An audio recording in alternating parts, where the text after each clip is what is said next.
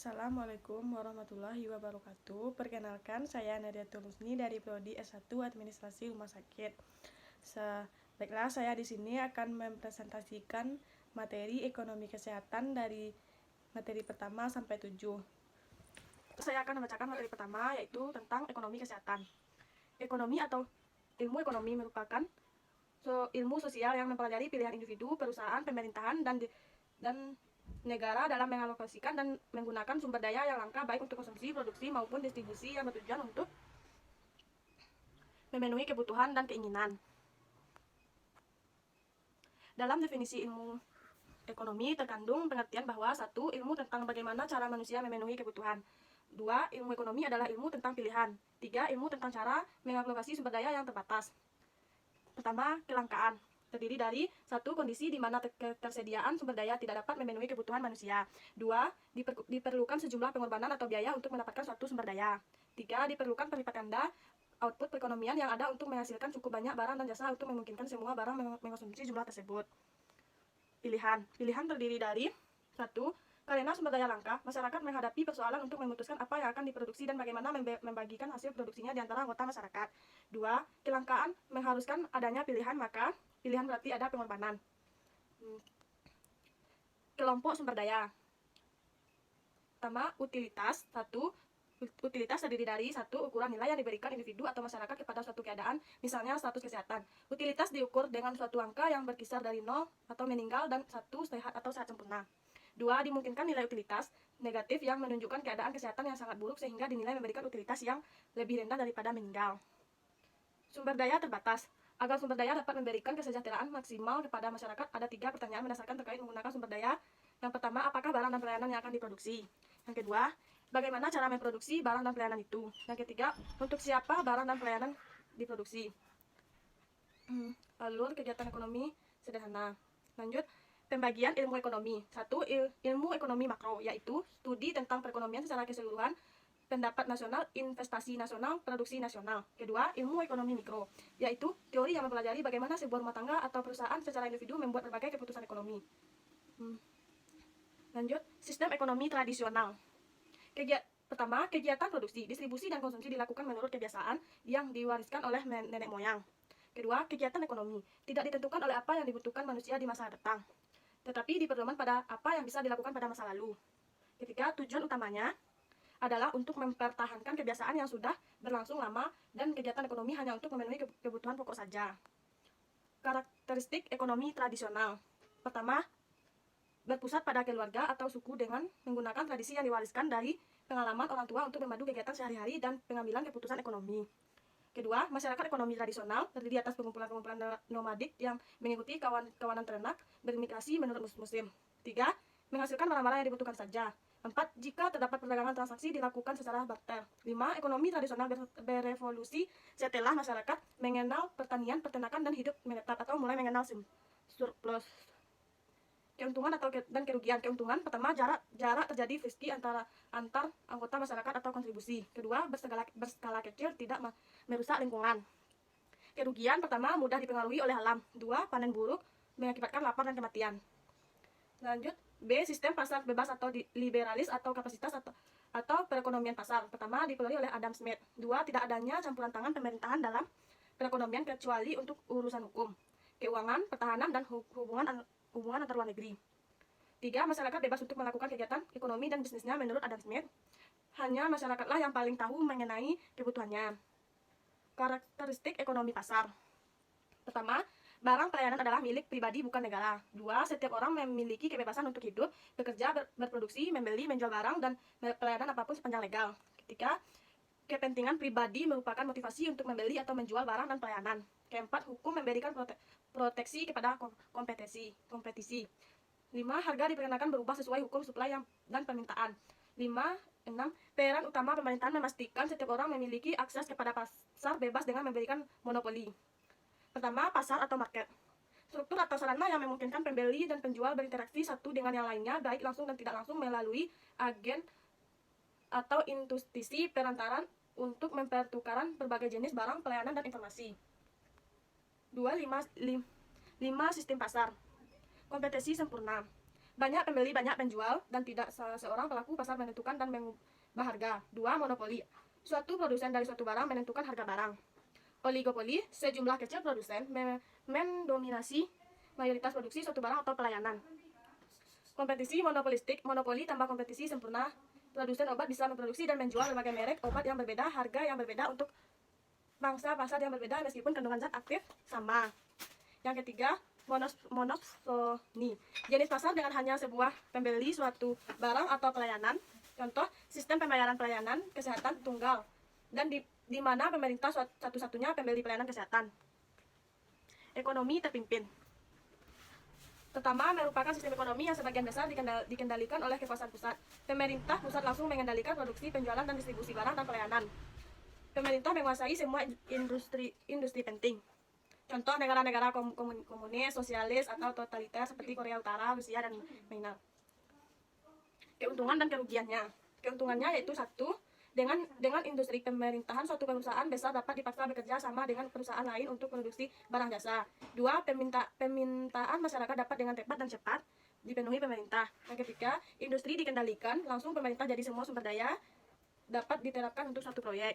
Dan keempat, dapat menciptakan keadilan sosial bagi sebagian besar masyarakat. Kerugian pertama, merupakan struktur pemerintah yang mengurangi kebebasan perseorangan. Kedua, membatasi inovasi. Ketiga, mendorong aktivitas ilegal atau pasar gelap.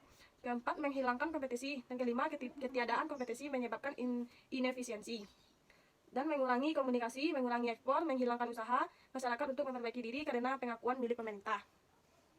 Ekonomi campuran. Pertama, sistem yang memadukan karakteristik ekonomi pasar, ekonomi terpimpin, dan ekonomi tradisional. Kedua, memberikan kesempatan kepada pemerintah untuk melindungi masyarakat pasar. Ketiga, karakteristik. Keempat, melindungi kepemilikan pribadi. 5. Memberikan kesempatan kepada pasar bebas untuk mengikuti hukum supply dan demand dalam menentukan kuantitas barang dan jasa. Lanjut, digerakkan oleh motivasi kepentingan pribadi individu-individu. Keuntungan pertama, memungkinkan produsen yang efisien untuk memperoleh keuntungan yang tinggi. Memungkinkan konsumen mendapatkan barang dan pelayanan yang terbaik dari rupiah yang dibelanjakan. Mendorong inovasi, pengembangan, dan cara memenuhi kebutuhan konsumen dengan kreatif, murah, dan efisien. Otomatis akan mengalokasikan modal kepada produsen yang inovasi dan efisien. Minimalkan kerugian ekonomi pasar. Peran pemerintah yang lebih besar di area strategis teknologi pertahanan. Ekonomi positif. Pertama, menggambarkan fakta-fakta keadaan yang aktual dan hubungan-hubungan dalam perekonomian. Kedua, lebih menitik beratkan pada analisis ekonomi apa adanya. Ketiga, menganalisis apa yang terjadi dan apa yang telah terjadi. Keempat, mengemukakan teori ekonomi tentang hubungan sebab akibat, diuji kebenarannya secara objektif tidak tergantung dari nilai-nilai normatif. Contoh ekonomi positif. Pertama, jika rumah sakit menaikkan harga pelayanan kesehatan, maka jumlah pasien yang membeli pelayanan di rumah sakit akan lebih sedikit dan sebelumnya. Jika jumlah dokter yang dapat melanjutkan sekolah spesialisasi dibatasi, suplai akan rendah dan jasa spesialis akan meningkat. Ketiga, studi Becker dan MUI 1988, peningkatan 10% harga pokok Segerat akan menurunkan jumlah perokok yang dikonsumsi sebesar 6%. Studi Hellinger 1991 memperkirakan bahwa biaya rata-rata per tahun pengobatan orang AIDS adalah Rp38.300, sedang biaya selama hidup Rp102.000. Pengeluaran pelayanan kesehatan maksimal per kapita di Amerika Serikat lebih tinggi daripada di Kanada. Ekonomi normatif. Perspektif ekonomi yang menilai bagaimana ekonomi seharusnya berlangsung berkaitan dengan masalah etika pertimbangan nilai. Lebih menitik beratkan ke penjelasan permasalahan ekonomi dengan apa sebaiknya. Memberikan rekomendasi atau resep ideologis tentang model yang ideal standar berdasarkan pada apa yang dipandang betul atau norma yang seharusnya dilakukan oleh pembuatan kebijakan untuk memperbaiki kesejahteraan manusia. Memperhatikan apa yang diinginkan atau tidak diinginkan masyarakat. Contoh ekonomi normatif. Pertama, pemerintah memutuskan untuk mendirikan 3 rumah sakit di Papua daripada di Jakarta karena kelangkaan infrastruktur layanan sekunder di Papua. Kedua, pemerintah seharusnya menaikkan cukai rokok untuk mencegah orang untuk merokok. Ketiga, karena berimplikasi ekonomi sangat besar, pemerintah hendaknya memberikan perhatian lebih besar dalam pencegahan AIDS. Keempat, untuk membantu akses ke luar. Sekarang saya melanjutkan materi kedua, yaitu ekonomi kesehatan. Pengertian ekonomi kesehatan. Cabang ekonomi yang menerapkan prinsip, konsep, teori, model, dan metode ekonomi untuk menentukan pilihan atau pengambilan keputusan yang efisien dan adil dalam menggunakan sumber daya konsumsi, investasi, produksi, maupun distribusi dalam berbagai isu yang berhubungan dengan kesehatan dan pelayanan kesehatan untuk mencapai tujuan kesehatan dan yang optimal bagi individu dan populasi. Lanjut. Ekonomi kesehatan tidak hanya mempelajari penyediaan pelayanan kesehatan, melainkan dampak dari penyediaan pelayanan kesehatan terhadap individu dan populasi. Ekonomi kesehatan mempelajari dua area, yaitu pertama, produksi pelayanan kesehatan, kedua, produksi kesehatan. Ekonomi kesehatan tidak hanya mempelajari suplai dan permintaan pelayanan kesehatan, tetapi juga mempelajari suplai dan permintaan kesehatan. Analisis ekonomi kesehatan. Pertama, menganalisis perilaku dan pengambilan keputusan individu, rumah tangga, pasien, pemberian pelayanan kesehatan, dokter, praktisi kesehatan, rumah sakit, puskesmas, dan klinik, organisasi publik atau BPJS dan swasta, asuransi kesehatan, dan pemerintah ketika menghadapi berbagai isu dan masalah yang berhubungan dengan kesehatan dan pelayanan kesehatan. Contoh, kebiasaan merokok, penggunaan vaksin, penggunaan screening, serta efek sosial ekonomi dari perilaku tersebut. Analisis ekonomi kesehatan menggunakan perspektif ekonomi positif dan ekonomi normatif. Pentingnya ekonomi kesehatan. Pertama, sumber daya yang tersedia untuk produksi pelayanan kesehatan dan produksi kesehatan terbatas, sedangkan kebutuhan dan keinginan manusia untuk pelayanan kesehatan tidak terbatas, contohnya anggaran kesehatan. Kedua, tuntunan yang menguat. Tuntunan yang menguat dalam industri kesehatan untuk pengambilan keputusan medis yang lebih terbuka dan adil. Contohnya, pasien sekarang menginginkan pelayanan kesehatan terbaik untuk yang dikeluarkan. Ketiga, terdapat hubungan resiprokal atau timbal balik antar kesehatan dan ekonomi. Contoh, peningkatan umur harapan hidup sebesar 10%. Menciptakan pertumbuhan ekonomi sebesar 0,3% sampai 0,4%. Analisis ekonomi dapat menentukan pilihan kebijakan yang adil sebagai tunjukan kebijakan di samping efisien yang berdampak pada alokasi sumber daya. Tujuan ekonomi kesehatan. Pertama, untuk memperoleh pemahaman yang lebih baik tentang berbagai aspek dalam pemilihan penggunaan sumber daya, baik untuk konsumsi, investasi, produksi, dan distribusi. Kedua, berkaitan dengan berbagai isu kesehatan dan pelayanan kesehatan. Ketiga, sehingga dapat memberikan informasi yang lebih baik kepada pembuat keputusan di sektor pemerintahan maupun swasta tentang pemilihan yang efisien dan adil untuk memenuhi kebutuhan kesehatan dan kesejahteraan individu dan masyarakat. Metode ekonomi kesehatan. Pertama, menerapkan metode analisis di ekonomi untuk menganalisis berbagai isu kesehatan dan pelayanan kesehatan. Contoh, penalaran ekonomi, bahwa perilaku manusia dipengaruhi oleh pilihan, biaya, konsekuensi yang akan terjadi, insentif, aturan, pertukaran sukarela, analisis marketal, eksperimen ekonomi. Sejarah ekonomi kesehatan. Pertama, Mark Paulay, manajemen pelayanan kesehatan dan ekonomi bisnis, isu administrasi dan moral hazard. Dua, pandangan Paulay adalah liputan asuransi yang penuh tidak optimal pada keadaan bahaya moral ketika permintaan konsumen terhadap pelayanan kesehatan berubah sebagai reaksi terhadap penurunan biaya yang marginal pelayanan kesehatan yang dihadapi individu. Moral hazard merupakan realitas yang terjadi ketika asuransi membayar pelayanan medis orang yang terasuransi dengan sendirinya akan mengubah perilaku untuk mengambil keuntungan dengan meningkatkan penggunaan pelayanan kesehatan karena mereka manusia biasa, bukan moralitas mereka. Membahas tentang pasar pelayanan kesehatan dan asuransi kesehatan. Victor Roberts, biaya pelayanan medis dan determinan kesehatan dengan penekanan pada peran faktor sosial ekonomi. Spesifiknya perilaku dokter dan insentif keuangan yang mempengaruhi pelayanan kesehatan. Michael Grossman, ada hubungan kausal antara pendidikan dan kesehatan. Mempelajari permintaan kesehatan dan pelayanan medis berdasarkan interaksi antar fungsi permintaan kesehatan dan fungsi produksi kesehatan. Model Grossman. Permintaan pelayanan kesehatan merupakan turunan permintaan kesehatan. Artinya, individu meminta dan menggunakan pelayanan kesehatan dalam rangka meminta dan membutuhkan kesehatan. Selanjutnya, individu meminta kesehatan tidak hanya berbagai barang konsumsi yang memberikan utilitas langsung berupa sehat dan rasa nyaman, juga memproduksi kesehatan sebagai barang investasi yang memberikan utilitas tidak langsung seperti pertama, peningkatan hari sehat, kedua, peningkatan produktivitas, tiga, peningkatan pendapatan. Ketidakpastian. Pertama, ketidakpastian dapat terjadi karena pertama, permintaan pelayanan kesehatan medis tidak pasti karena peristiwa sakit atau cedera yang membutuhkan pelayanan medis juga tidak pasti, kedatangan sulit diramalkan. Dua, kualitas pelayanan medis sulit dipastikan. Ketidakpastian terjadi karena ketidakpastian akurasi diagnosis, ketidakpastian faktor penyebab penyakit pasien, ketidakpastian efektivitas terapi yang diberikan, dan ketidakpastian akibat samping dari terapi. Sulit memastikan kesembuhan dari penyakit dipengaruhi faktor kompetensi dokter, ketersediaan sumber daya yang diperlukan, karakteristik pasien, diagnosis penyakit untuk keparahan penyakit. Dua, asimetri informasi adalah kondisi di mana satu pihak dalam transaksi ekonomi memiliki materi pengetahuan yang lebih banyak daripada pihak lain.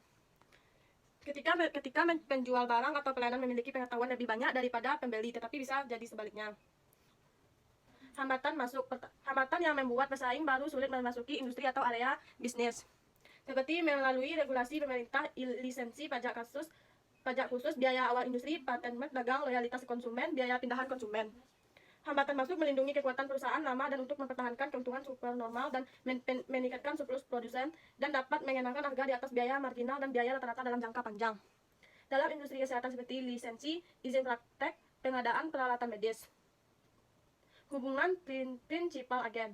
Ini adalah kontrak antara seseorang sebagai prinsipal dan orang lain sebagai agen yang dikontrak untuk melakukan pelayanan atas nama prinsipal, meliputi pemberian wewenang kepada agen untuk membuat keputusan atau nama prinsipal. Satu pihak prinsipal menunjukkan pihak lain, yaitu agen, secara legal bertindak atas namanya. Masalah terjadi ketika penyediaan pelayanan kesehatan bertindak memaksimalkan keuntungan pribadi dengan mengorbankan kepentingan pasien. Dokter meningkatkan permintaan pelayanan kesehatan yang tidak perlu untuk meningkatkan pendapatan. 5. Eksternalitas. Akibat tidak langsung baik yang merugikan atau menguntungkan yang dialami pihak ketiga, yaitu terlibat dalam transaksi terkait dengan konsumsi atau produksi suatu barang atau pelayanan. Contoh, mengobati pasien tuberkulosis dengan obat directly observed tremethorelcoxib atau DOTS selama 6 bulan memberikan eksternalitas positif produksi karena memberi dampak tidak hanya kepada pasien tetapi juga masyarakat umum. Intervensi pemerintahan. Tujuan dilakukan: pertama, membantu menurunkan biaya pelayanan kesehatan. 2. Memperluas cakupan asuransi kesehatan. 3. Memperbaiki akses pelayanan kesehatan. 4. Mengoreksi kegagalan pasar. 5. Memberikan subsidi biaya. Intervensi pemerintahan. Alasan spesifik pemerintah melakukan intervensi: pertama, pre-existing condition, penyakit menular, pembonceng gratis, pelayanan kesehatan yang terjangkau sebagai hak. Intervensi pemerintahan pertama, pre-existing condition. Pertama, penyakit yang telah ada sebelum seorang memulai program asuransi kesehatan. Contoh, penyakit kronis, diabetes, kanker, lupus, epilepsi, depresi, dan penyakit yang lebih ringan, akne, asma, dan kecemasan. Ini karena bisnis asuransi kesehatan yang beroperasi dalam sistem ekonomi pasar. Keberadaan penyakit sebelum dapat mendapatkan pelayanan kesehatan tidak terjangkau, khususnya bagi orang-orang sakit, bukan karena kesalahannya. Anak dengan AIDS yang tertular transplasental dari ibunya, penyakit genetik atau herediter.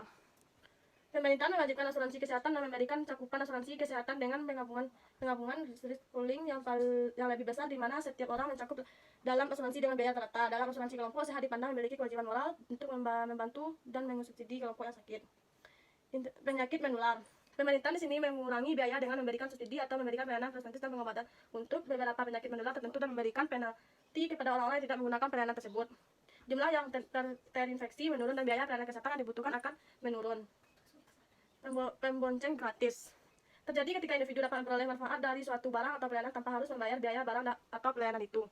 Pada barang publik, penyedia layanan tidak dapat memisahkan barang untuk dikonsumsi oleh barang lain pada saat yang sama, sehingga akan terjadi pembonceng gratis. Makanya pemerintah harus menyediakan barang dan pelayanan publik. Barang publik umumnya diberikan manfaat eksternal positif, contohnya mencapai kesejahteraan sosial. Pelayanan kesehatan sebagai hak.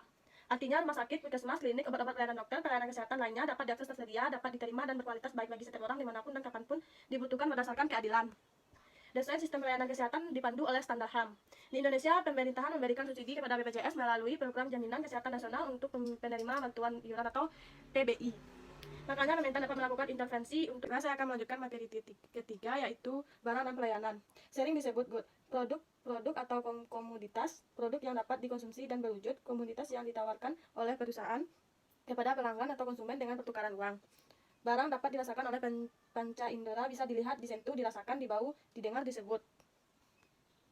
Bersifat non-fisik dan tidak dapat dirasakan panca indera. Sama dengan barang, penggunaan pelayanan dapat memberikan manfaat atau utilitas.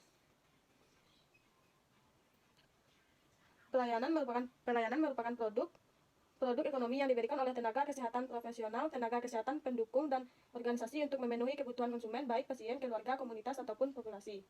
Pelayanan diselenggarakan agar semua orang dapat mengakses pelayanan kesehatan yang berkualitas tinggi dan berpusat pada pasien. Pelayanan kesehatan holistik merupakan pelayanan yang paripurna atau pelayanan pasien secara total yang mempertimbangkan kebutuhan fisik, emosi, sosial, ekonomi, dan spiritual dari seorang pasien, respon pasien terhadap penyakitnya, dan efek dari penyakitnya terhadap kemampuan untuk memenuhi kebutuhan pelayanan itu. Sebagian besar barang dan pelayanan kesehatan baik preventif, promotif, kuratif, dan rehabilitas merupakan barang pribadi.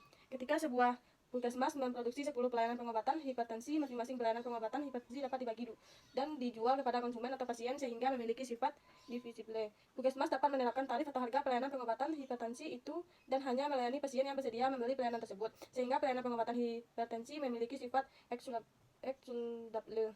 Penggunaan pelayanan pengobatan hipertensi kepada satu pasien mengurangi pasien-pasien lainnya untuk mendapatkan pelayanan tersebut, sehingga pelayanan pengobatan hipertensi memiliki sifat rival. Barang publik dapat dikonsumsi bersama. Karakteristik barang publik.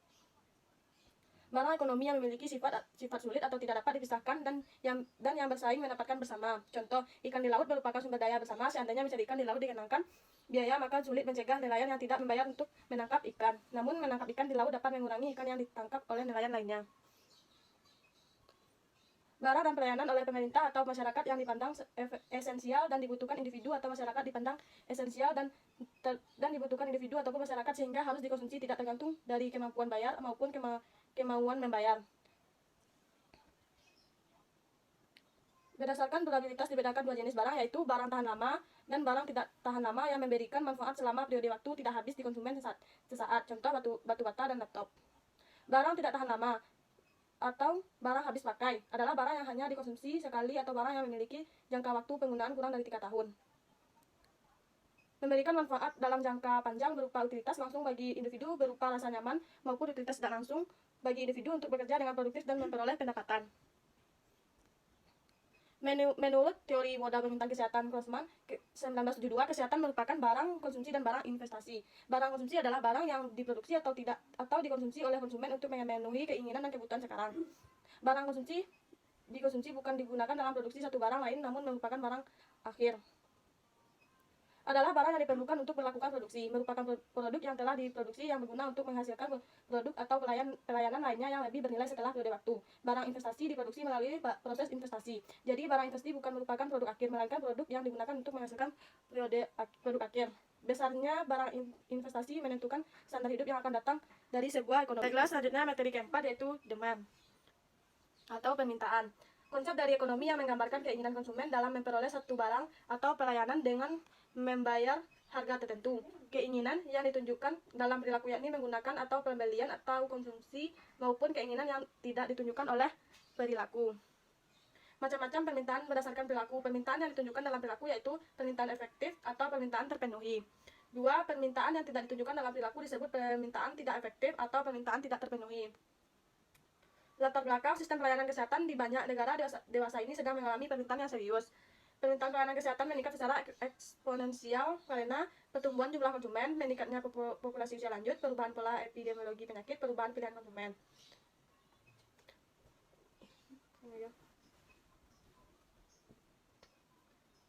Di agensi relationship dikenal juga dengan supply in demand modal. Pertama, sebagai individu kita semua sering mempunyai uang kesehatan yang lebih baik dari yang kita milik saat ini. Sebagian dari kita tidak melakukan apapun dengan uang tadi dan sebagian lagi secara aktif berusaha memperoleh pelayanan kesehatan. Contohnya secara rutin melakukan kontrol kepada dokter pribadi. Terkadang para dokter tersebut tidak sependapat dengan kita tentang penilaian want dan demand. Untuk menunjang hubungan tersebut dapat beroperasi secara efisien, maka menurut Artas diperlukan 3 kelompok informasi. Yang pertama, pengetahuan dasar mengenai masalah-masalah medis, informasi yang pada dasarnya tidak semua pasien harus memilikinya, keterangan tentang keadaan pasien, informasi penilaian pasien sendiri mengenai penyakit yang tengah dideritanya. Hukum permintaan merupakan teori yang menjelaskan interaksi antara penjual dan pembeli barang atau pelayanan. Dipopulerkan oleh Adam Smith pada abad ke-18 tahun 1776. Prinsip supply dan permintaan efektif untuk memprediksi perilaku pasar. Teori mengatakan terdapat banyak variabel ekonomi yang mempengaruhi permintaan dan supply, namun salah satunya yang terpenting adalah harga. Hukum permintaan mengatakan makin tinggi harga, makin sedikit permintaan barang. Permintaan merupakan kekuatan yang melatari pertumbuhan ekonomi dan ekspansi ekonomi. Tanda ada permintaan, tidak ada alasan bagi bisnis untuk memproduksi harga dan pelayanan. Tidak ada pertumbuhan ekonomi, tidak ada perluasan ekonomi. Harga barang. Semakin tinggi harga barang, semakin rendah permintaan. Sementara itu, semakin murah harga barang, semakin banyak permintaan. Pendapatan dan distribusinya. Semakin meningkatnya pendapatan konsumen, semakin mampu konsumen membeli barang. Artinya pendapatan juga meningkatkan permintaan barang dan pelayanan tertentu. Harga barang pelengkap. Ada dua jenis barang terkait dalam relasi dengan harga dan permintaan suatu barang. Pertama, barang pengganti, barang yang jika dibeli maka barang utama tidak perlu dibeli. Kedua, barang pelengkap, barang yang dibeli untuk menambah manfaat dari barang utama. Cita rasa perubahan pilihan dipengaruhi iklan, pertimbangan kesehatan, dan tren. Contoh alasan praktis, lebih menyukai konsumsi suntik daripada IUD, maka permintaan IUD akan turun. Perubahan jumlah yang diminta. Perubahan permintaan terjadi karena dua sebab, yaitu perubahan harga menyebabkan perubahan jumlah barang yang diminta, tetapi perubahannya terjadi dalam satu kurva yang sama. Ini tersebut pergerakan permintaan sepanjang kurva permintaan. Perubahan dari non harga, misalnya pendapatan, maka akan terjadi pergeseran kurva permintaan. Jika pendapatan meningkat, kurva bergeser sejajar ke kanan. Jika pandangan menurun, kurva bergeser sejajar ke kiri. Hubungan kemauan membayar dan kurva permintaan. Kemauan membayar adalah harga tertinggi seorang konsumen bersedia membayar untuk satu unit barang atau pelayanan. WTP disebut juga harga reservasi. Pembeli tidak akan membeli barang jika harga lebih tinggi daripada WTP orang tersebut. Pembeli akan membeli barang jika harga sama dengan atau lebih rendah dari WTP. Merupakan komponen kunci dari permintaan konsumen. Permintaan ditentukan oleh tiga elemen. Pertama, utilitas individu. Beberapa utilitas berdasarkan preferensi personal. Besar kecilnya utilitas yang dapat diberikan dari suatu barang atau pelayanan menentukan, yakni kemauan individu untuk membeli barang atau pelayanan. Makin banyak barang yang menentukan utilitas pada sebuah barang, maka makin besar permintaan pasar terhadap orang tersebut. Kemampuan membeli. Permintaan diukur berdasarkan kemampuan membayar seseorang. Jika tidak ada uang untuk membeli produk, maka individu tidak dapat membeli barang. Kemampuan memutuskan. Individu harus mampu membuat keputusan pembeli. Contoh di negara maju seperti Australia, orang di bawah umur tidak diperbolehkan untuk hukum untuk membeli rokok. WTP dapat digunakan untuk menggambar kurva permintaan. Nah, saya akan melanjutkan materi kelima, yaitu supply. Pengertian supply. Supply merupakan jumlah total barang atau pelayanan yang tersedia bagi konsumen. Supply dipengaruhi harga barang yang bersaing dan permintaan. Pengertian supply kesehatan. Sejumlah paket jasa kesehatan yang tersedia untuk ditawarkan oleh produsen kesehatan kepada konsumen kesehatan pada setiap tingkat harga selama periode. Determinan suplai pelayanan kesehatan. 1. Harga produk. Umumnya jika harga barang meningkat, maka suplai juga meningkat. 2. Harga barang berhubungan. Faktor produksi menghasilkan lebih dari satu jenis produk atau pelayanan. Harga produk yang berhubungan dapat mempengaruhi suplai suatu produk. 3. Harga input. Harga input sumber daya atau faktor produksi, misalnya energi, bahan habis pakai, peralatan, tenaga medis, dan non-medis, dapat mempengaruhi suplai barang atau pelayanan karena memberikan kontribusi peningkatan harga keseluruhan barang atau pelayanan kesehatan yang dijual. Harga input yang tinggi akan meningkatkan biaya produksi, meningkatkan harga produk yang terjual, selanjutnya menurunkan kuantitas suplai barang atau pelayanan yang akan dijual. Keempat, teknologi. Kemajuan teknologi dapat menimbulkan akibat produksi dapat ditambah dengan lebih cepat, biaya produksi semakin murah, kemajuan teknologi cenderung. Kelima, regulasi pemerintah. Penelitian Busanto dan Kunzi dan Swiss menunjukkan legislasi yang membekukan akreditasi baru bagi dokter praktik swasta di Swiss. Legislasi tersebut diperlakukan dengan asumsi pengeluaran pelayanan kesehatan mungkin dapat dipangkas dengan membatasi suplai pelayanan kesehatan. Keenam, jumlah pasien. Jika jumlah penderita suatu penyakit meningkatkan, maka akan meningkatkan pula penawaran jasa pelayanan untuk penyakit tersebut. Relatif suplai pelayanan kesehatan. Suplai jasa pelayanan tidak konstan sepanjang waktu, perubahan suplai mengakibatkan perubahan harga. Faktor penentu pergeseran kurva suplai. Pertama, biaya produksi. Jika biaya produksi berubah naik atau turun, kurva suplai bergeser. Jika biaya produksi meningkat dan jumlah yang ditawarkan juga meningkat, kurva suplai akan bergeser ke kanan. Faktor penentu pergeseran kurva kedua, harga barang substitusi. Jika barang yang ada di substitusinya, maka apabila harga barang substitusinya naik, suplai barang dapat bertambah, dan sebaiknya apabila harga barang substitusinya turun, suplai barang harus dikurangi. Perubahan harga biaya produksi. Jika meningkatnya suplai akibat dengan bertambahnya biaya produksi, elastisitas suplai bersifat inelastis, dan sebaliknya. Jika meningkatnya suplai akibat dengan menurunnya biaya produksi, elastisitas suplai bersifat elastis. Keseimbangan pasar pelayanan kesehatan. Pasar yaitu pertemuan demand dan suplai karena interest dari konsumen dan produsen. Konsumen ingin harga murah dan produsen ingin margin laba besar. Konsumen mau membeli banyak jika harganya murah dan produsen hanya mau memasok sedikit sehingga terjadi kelangkaan barang atau jasa di pasar. Akhirnya konsumen bersedia menaikkan harga pembelian apabila produsen mau menambah pemasukan. Equilibrium pasar atau keseimbangan pasar. Keadaan pasar di mana suplai pada pasar sama dengan permintaan pada pasar. Harga equilibrium adalah harga barang atau pelayanan di mana suplai dengan permintaan barang atau pelayanan di dalam pasar. Jika pasar mencapai equilibrium, harga tidak akan berubah kecuali ada faktor eksternal yang mengubah suplai atau permintaan yang menyebabkan ketidakseimbangan. Keseimbangan pasar pelayanan kesehatan. Pada proses ini, interaksi demand dan suplai tidak terjadi kelebihan atau kelangkaan barang atau jasa di pasaran, maka akan terjadi titik keseimbangan pasar. Mekanisme pasar terjadi karena peran sumber daya secara optimal, efisien, Namun keadaan ideal itu hanya cocok pada jasa pelayanan kesehatan apabila menyangkut barang publik dan barang privat yang memiliki informasi simetris antara produsen dan konsumen. Keseimbangan pasar pelayanan kesehatan pada titik keseimbangan pasar. Kelompok masyarakat yang memiliki daya beli atau ATP di bawah harga pasar tidak bisa membeli pelayanan kesehatan, maka akan dengan sendirinya terlempar dari pasar. Khususnya untuk pelayanan gawat darurat yang tidak bisa ditunda karena bisa mengancam jika tidak melalui mekanisme pasar. Saya akan melanjutkan materi ke-6, yaitu elastisitas pelayanan kesehatan. Pengertian: menunjukkan derajat perubahan permintaan konsumen terhadap produk sebagai respon terhadap perubahan harga atau pendapatan konsumen. Elastisitas menunjukkan derajat perubahan suplai produsen terhadap produk sebagai respon terhadap perubahan harga produk. Jenis elastisitas: elastisitas permintaan terhadap harga, elastisitas suplai terhadap harga, elastisitas permintaan terhadap pendapatan, elastisitas silang permintaan terhadap harga.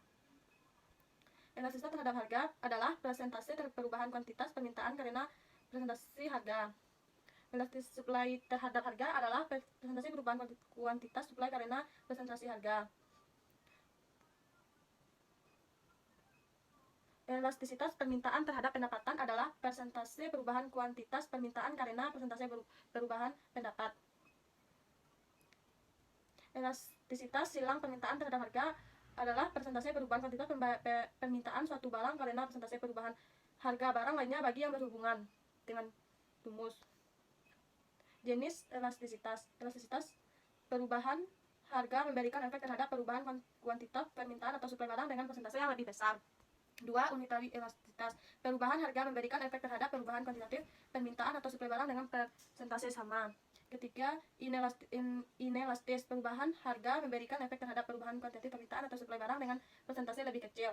Contoh: pelayanan medis akut yang berefek langsung terhadap utilitas pasien memiliki elastisitas permintaan rendah terhadap harga. Pelayanan emergensi memiliki elastisitas rendah terhadap harga karena pasien tidak dapat menunggu penggunaan pelayanan.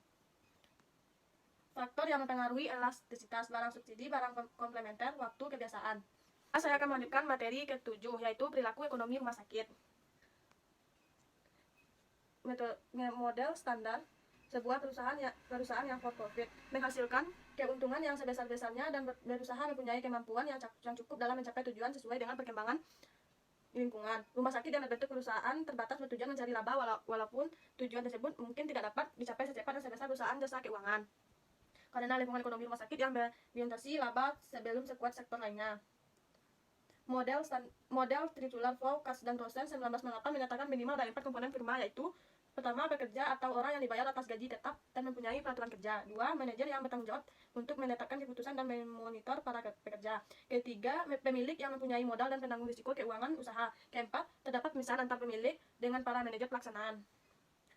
Pemisahan antara pemilik dengan para manajer merupakan salah satu ciri lembaga usaha yang modern. Dengan dibukukannya perusahaan di pasar saham, kemungkinan terdapat ribuan pemilik saham yang tentunya sebagian besar tidak berurusan dengan keputusan usaha. Pemisahan antara pemilik dengan para manajer menghasilkan struktur organisasi yang merupakan standar sebuah perusahaan, yaitu adanya badan yang disebut dengan Board of Directors dan para manajer yang menjalankan pekerjaan manajemen sehari-hari. Fungsi Board of Directors adalah mereview dan mengarahkan strategi lembaga usaha, rencana besar, kebijakan risiko, anggaran tahunan, dan rencana usaha, menetapkan indikator kinerja, monitoring pelaksanaan dan kinerja lembaga usaha, serta mengawasi pengeluaran modal. Memilih, memberikan kompensasi, memonitor, dan bila perlu mengganti direktur dan mengawasi perencanaan pergantian, mengkaji pembayaran eksekutif dan dewan direktur, memonitor dan pengelolaan berbagai konflik dan potensial dalam manajemen. Seluruh rumah sakit pemerintah merupakan organisasi yang bersifat non-profit. Rumah sakit yang bersifat non-profit pada umumnya dimiliki oleh yayasan, keagamaan, sosial, kemanusiaan, atau perorangan. Rumah sakit dalam memberikan pelayanan mempunyai sifat eksternalitas dan sifat publik. Pemerintahan mempunyai anggaran sebagai perwujudan sehingga politik negara untuk kesejahteraan. Di dalam rumah sakit pemerintahan daerah, pemerintah sebagai pemilik pada umumnya, para pejabat mempunyai posisi di dalam Dewan Penyatuan. Pemilik rumah sakit di swasta meliputi perorangan, keluarga, atau sekelompok orang yang mendirikan yayasan kemanusiaan. Masalah di lembaga non-profit yang dinyatakan oleh Harslinger adalah: pertama, kemampuan organisasi yang tidak mencukupi untuk memenuhi tugas sosial. Kedua, lembaga non-profit cenderung tidak efisien. 3. Membiasakan diri dengan hal-hal yang tidak sepatutnya. Keempat, sering lembaga non-profit terlalu berani menghadapi risiko yang berlebihan dalam menjalankan usahanya. Masalah akan semakin berat karena lembaga pemerintahan dan non-profit mempunyai kekurangan pada 3 mekanisme yang menjamin akuntabilitas usaha. Pertama, para staf tidak mempunyai rasa memiliki terhadap organisasi. Akibatnya, besar kemungkinan tidak adanya sistem untuk mencegah kompensasi yang berlebihan. Ketidaktahuan mengenai mekanisme untuk menjadikan bisnis menjadi lebih efisien dan tidak kemampuan mengelola risiko. Kedua, lembaga non-profit kekurangan pesaing seperti pada kasus rumah sakit rujukan tertinggi. Ketiga, lembaga non-profit kekurangan indikator untuk mengukur sukses atau gagalnya lembaga beda dengan profit yang mempunyai laba. Model ekonomi rumah sakit non-profit. Pertama, model neo-host, yaitu keputusan manajemen interaksi antara board of trustee, para manajer dan staf medis. Anggota dewan menyatu adalah orang dengan berbagai macam latar belakang tetapi diharapkan mempunyai pemahaman mengenai pelayanan kesehatan dan kemampuan manajerial. Model ini dapat terlihat pada rumah sakit yang mendapatkan subsidi tinggi tanpa khawatir rugi seperti rumah sakit memiliki perusahaan minyak, rumah sakit pendidikan pemerintah. Implikasi model ini adalah rumah sakit dikelola efisien mungkin dengan control internal yang kuat membuat rumah sakit cenderung menghasilkan pelayanan efisien yang tinggi. Model Pauli dan Redis tidak memperhatikan manfaat sosial rumah sakit atau sistem sentral dari luar. Menyatakan rumah sakit sebenarnya suatu perusahaan para dokter. Pengambilan keputusan dipengaruhi kuat oleh dokter seperti penetapan tarif dan penerimaan dokter. Dokter sebagian kendali yang menguasai keputusan untuk kepentingan ekonomi mereka. Model Harris. Rumah sakit sebenarnya gabungan dari dua kelompok, pertama kelompok dokter dan yang kedua kelompok pemilik dan manajer. Kedua kelompok ini berhubungan secara kompleks dan penuh ketidakpastian. Model ini menyatakan bahwa dokter berhubungan dengan rumah sakit berdasarkan kepentingan pasien. Implikasi model Harris adalah peran dokter sebagai agen pasien, maka rumah sakit cenderung menggunakan teknologi baru atas usulan dokter. Peraturan rumah sakit untuk meningkatkan efisiensi yang hanya berlaku pada kelompok manajer dan pemilik akan tidak menghasilkan dampak berarti sebaliknya diterapkan peraturan untuk para dokter sehingga kelompok dokter juga meningkatkan efisiensi dalam peningkatannya. Ketiga, merorganisasi instalasi dan bagian di rumah sakit sehingga para dokter akan lebih terlibat dalam pengambilan keputusan. Dari ketiga model tersebut dapat ditarik kesimpulan perilaku dokter merupakan penentu dari perilaku rumah sakit secara keseluruhan. Rumah sakit non-profit makin biasanya menggunakan pengembangan model Pauli dan Redis sehingga para dokter dapat leluasa menentukan pendapatannya dan tidak ada pihak luar yang mengkritik. Untuk rumah sakit non-profit model neo-host dan Harris merupakan model yang perlu diacu agar kualitas pelayanan rumah sakit meningkat, jumlah pelayanan meningkat namun mempunyai efisiensi tinggi. Baiklah, sekian dari materi ekonomi kesehatan dari materi pertama ke 7. Saya akhiri dengan assalamualaikum warahmatullahi wabarakatuh.